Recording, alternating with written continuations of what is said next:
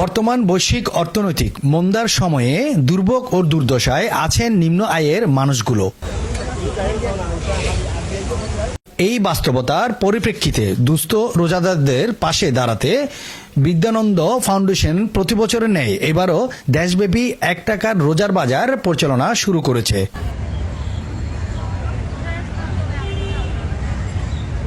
অসহায় নিঃস্ব মানুষ যারা সেহরি ইফতারের সামান্য খাবার জোগাড় করতে হিমশিম খায়, এই ধরনের মানুষের প্রতি সাহায্যের হাত বাড়িয়ে দেওয়া সামর্থ্যবান প্রতিটি মানুষের নৈতিক ও সামাজিক কর্তব্য।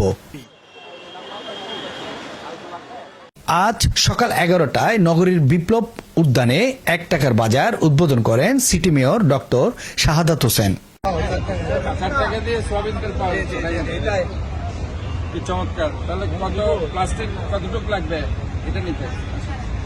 প্লাস্টিক ছাড়া দিচ্ছেন আজকে স্যার? প্লাস্টিক ছাড়া এরপরে এখন সবগুলো প্লাস্টিক। তিনি বলেন, বিদ্যানন্দের আজকের এই ১ টাকার রোজার বাজারে এসে আমার মনে হচ্ছে শায়েস্তা খাঁর আমল ফিরে এসেছে। চট্টগ্রাম সিটি কর্পোরেশন বিদ্যানন্দ ফাউন্ডেশনের যৌথ উদ্যোগে পুরো মাসব্যাপী ইফতার বাজার বিনামূল্যে অসহায় দুস্থদের মাঝে ইফতার সামগ্রী বিতরণ এবং ইফতার সেহরি আমরা শুরু করেছি এবং আজকে থেকে ১ টাকায় রোজার বাজার অসম্ভব একটা ব্যাপার। আমরা শায়েস্তা খাঁর আমলে মনে হচ্ছে এখন বাস করছি, শায়েস্তা খাঁর আমলে ফিরে গেছে। নগরীর বিভিন্ন এলাকা থেকে আগত নিম্ন আয়ের মানুষজন উৎসব মুখর পরিবেশে তাদের নিত্য প্রয়োজনীয় বাজার করছেন।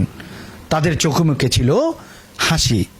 এই বাজারে মিলছে ২১ রকমের পণ্য। অনুষ্ঠানে অন্যান্যদের মাঝে পাঁচলাইশ থানার ওসি মোহাম্মদ সোলেমান, মেয়রের একান্ত সচিব মারুফুল হক মারুফ, রাজনৈতিক সচিব জিয়াউদ্দিন সহ গণ্যমান্য ব্যক্তিবর্গ উপস্থিত ছিলেন।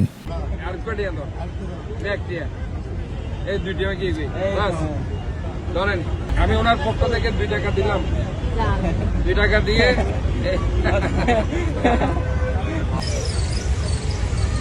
ডেস্ক রিপোর্ট, সময় নিউজ, চট্টগ্রাম।